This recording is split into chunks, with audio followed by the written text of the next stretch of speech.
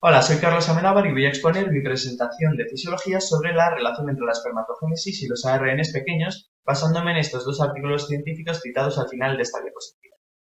La espermatogénesis es el proceso de división y diferenciación de los gametos masculinos llamados espermatozoides desde las células madre germinales llamadas espermatogonias. Al final de la espermatogénesis, las espermátidas redondas sufren un proceso complejo de diferenciación llamado espermiogénesis, que da lugar a los espermatozoides.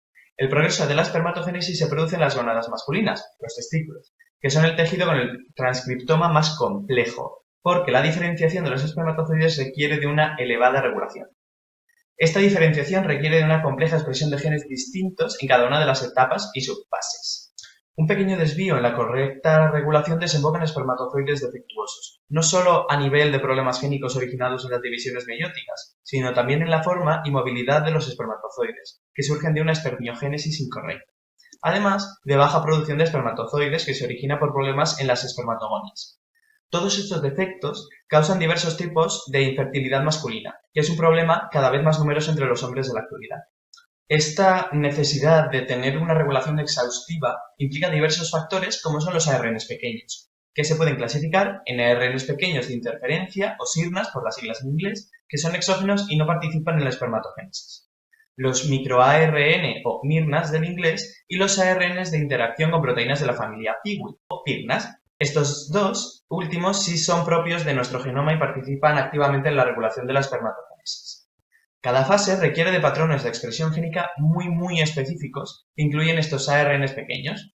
Su función es el silenciamiento de genes. Se pueden identificar gracias a una técnica de PCR que involucra la transcriptasa inversa. Los PIRNAs se expresan exclusivamente en los testículos durante la espermatogénesis, más concretamente en la fase del paquiteno de la meiosis para dar lugar a los espermatocitos secundarios y en las espermátidas redondas para comenzar la espermiogénesis, como habíamos señalado en este esquema más desarrollado de las etapas de la espermatogénesis.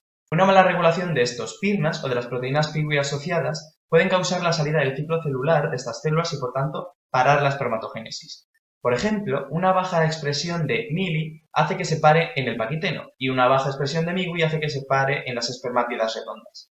Por otra parte, los MIRNAs sí se expresan en más tejidos, pero tienen una función fundamental en la espermatogénesis, por ejemplo, para sobrepasar el punto de control entre las fases G1 y S del ciclo celular.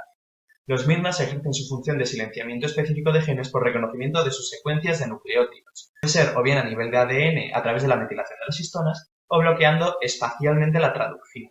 Pero el mecanismo de acción más común es el representado en este esquema. Es un proceso que requiere de la endonucleasa Dicer, las proteínas argonauta y la formación del complejo RISC. El MIRNA reconoce a un ARN mensajero y se une a él por complementariedad de bases. Entonces le produce un corte. Más tarde, otras enzimas se encargarán de degradarlo, por lo que no se podrá producir. Los MIRNAs son importantes para el comienzo de la meiosis, pero sobre todo son importantes en las espermatogonias y en la espermiogénesis. Esto se hace visible, sobre todo en las espermátidas redondas que presentan un gránulo de ribonucleoproteínas llamado cuerpo cromatoide, que está involucrado en el control del transcriptoma.